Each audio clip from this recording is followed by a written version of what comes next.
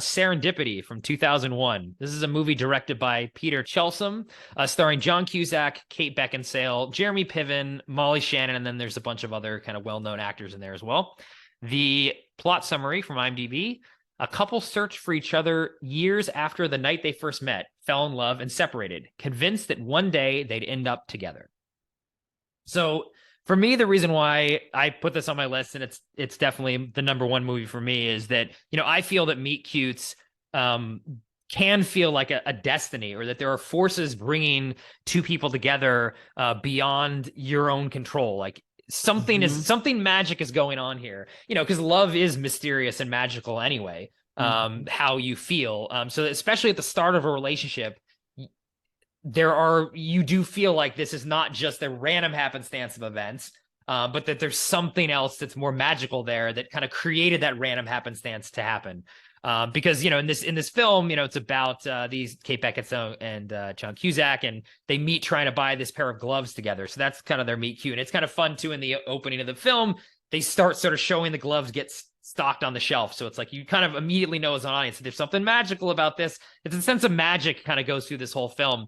So that's their initial meet cute. Then they even have a second meet cute afterwards. So it's like, first they try to buy the gloves together, and John Cusack ends up giving them to Kate Beckinsale. They go to a restaurant afterwards, and they both leave the restaurant, and they both forget something at that same restaurant. So they go back again, and it's like, oh, well, this is happenstance. Like, not only do we have one meet cute, in a way, like it's a second one, then they even have a third when they're trying to kind of prove destiny is either right or wrong. They go into this elevator bay at the Waldorf. I think it's the Waldorf Astoria.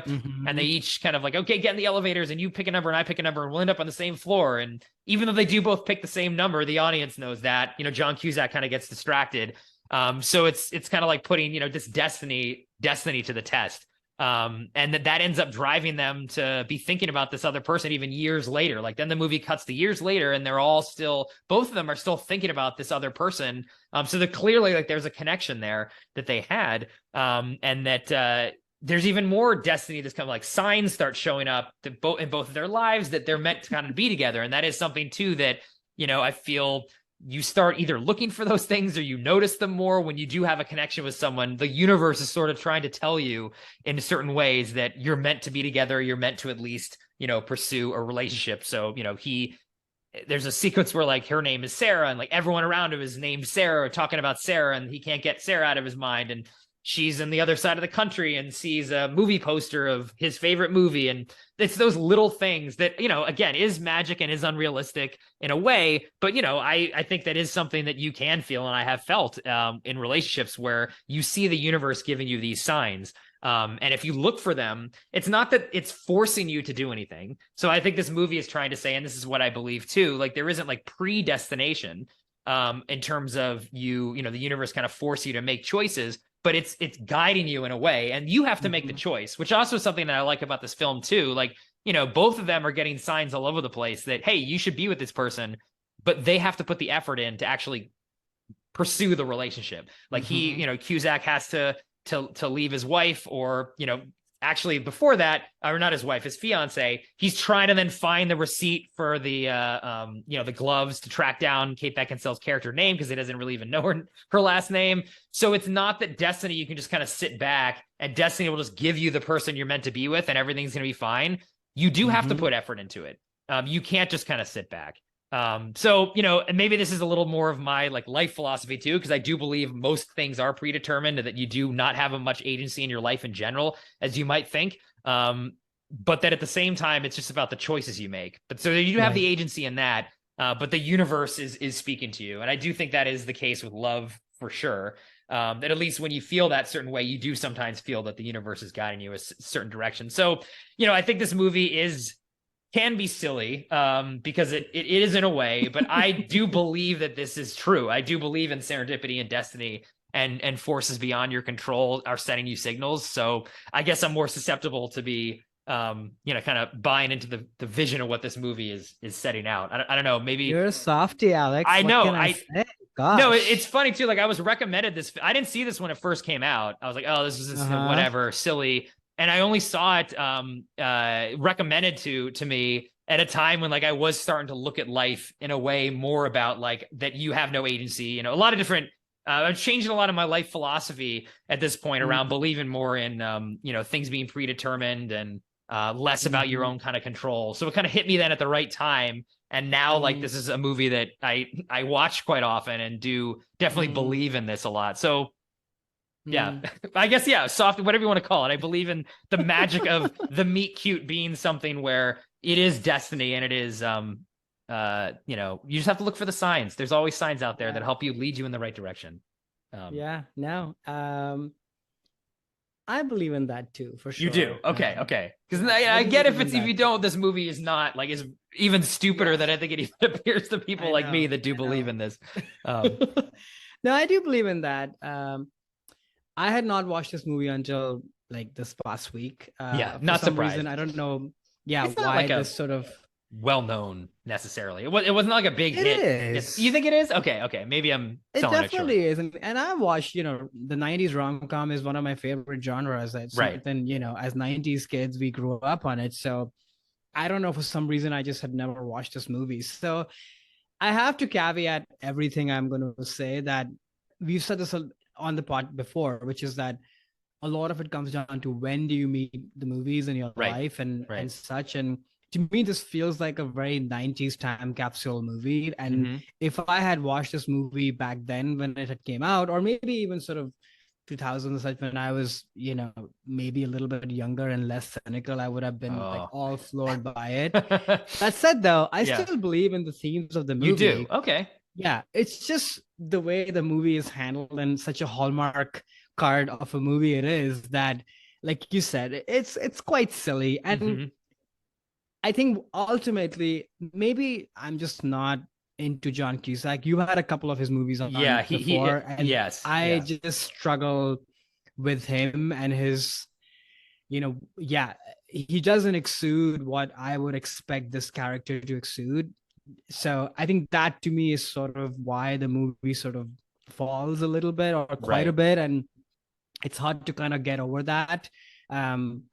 That said, I still enjoyed it, and it's very tropey and the whole like San Francisco New Agey Indian Asian sort of I love thing. that. Yeah, it was hilarious. I mean, this is a movie which is not going to be in my like it's good that it's bad sort of movies that you can really laugh at it and laugh with it. And what, I'm not, some stone cold monster, but at the end, when they do get together, I shed a tear as well, because you are kind of wrapped up with these people and their quest. And, but yeah, the theme of the movie of there are always these signs and you have to ultimately make the choices. I do believe in that for sure. And I think this movie hits you over the head with that. So definitely. Yeah, no, it definitely does. And it's funny. Like, I feel like I've become less cynical as I've grown. I feel like I've definitely saw that. I'll tell you that if I saw this in 2001 when it came out, I would have thought it's the dumbest thing. Yeah. I'm like, this is the dumbest thing I've ever seen. Like, I don't believe in this, like,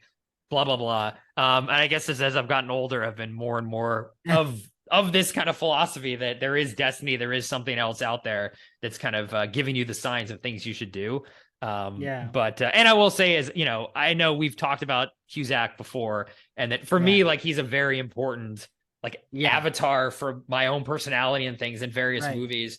So I think I'm predestined. Talk about destiny. It's like things with him in it. Predisposition to like a John Cusack performance. So I know you're not. He doesn't rub you in the same ways he does me. But I'm glad you saw it and at least aren't completely like you believe in this at least enough to kind of get something out of it. But yeah, it is like a hallmark, which I love that genre too of like romantic comedies. I love the Hallmark films, and the sappiness of it is what I think love is sappy in the best ways possible.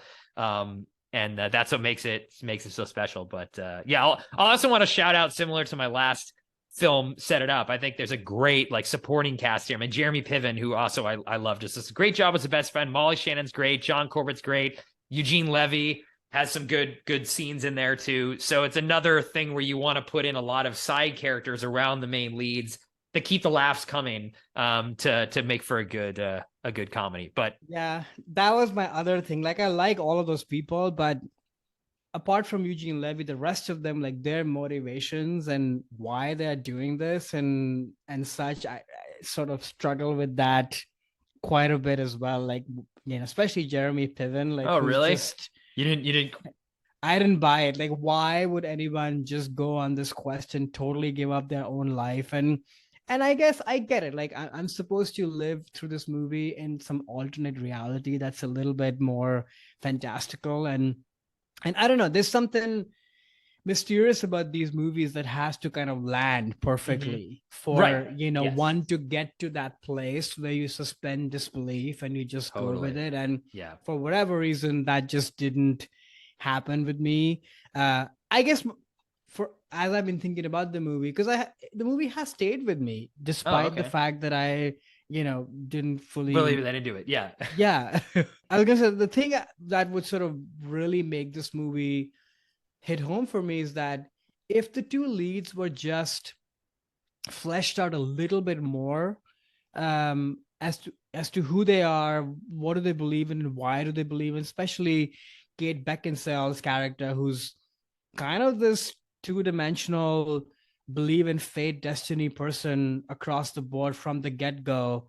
It's, I think, that stuff that maybe takes it away from me, but yeah, I still had a good time, I will say. Yeah, I thought the Kate Beckinsale piece, they were doing something interesting with her character and then kind of dropped it, where when we see her years later, she feels like she's given up on destiny. Yeah, I thought so too. And I was like, this is interesting. Yeah. Whereas John Cusack, now he's still, madly trying to find the book with her number in it. Like, he's a full-on believer, and she kind of moved away from it.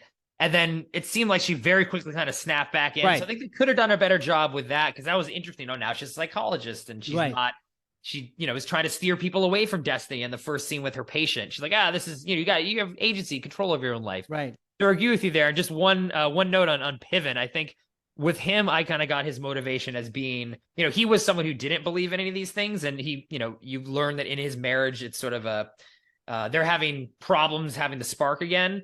So I think what he was so excited by this is a chance to kind of fall in love with love again by believing in destiny, going on this journey. He was like hoping that Cusack would find this girl, because then it proves that like love is real, and that it reignites his then passion with his wife, and he goes back to her at the end, and hopefully, for their marriage's sake, that works out. But that's sort of what I interpret it as, like him losing the romance, and here's an opportunity for him to see real romance in his life, and then that ends up kind of going back on him. But I also love Piven too. Like, he's one of those guys I've always been, I don't know, have an affinity for since the 90s and PCU, a movie we've talked about already. Oh, but, I'm glad it stuck with you, and just put a little more destiny in your life, Bring me back those 90s Rachel blunt cut hairstyles. Exactly. I mean, the whole thing is just the time capsule. It's a time capsule. It's a total time capsule. It's hilarious. Totally.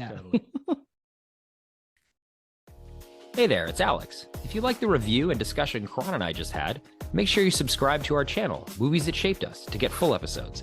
Every other Wednesday, Karan and I cover a topic around important people, places, events, and moments in our lives, and then explore it through 3 of our favorite movies. Subscribe right now, or follow our podcast on Spotify or Apple Podcasts via the link in the description below. Hope you join us for the journey.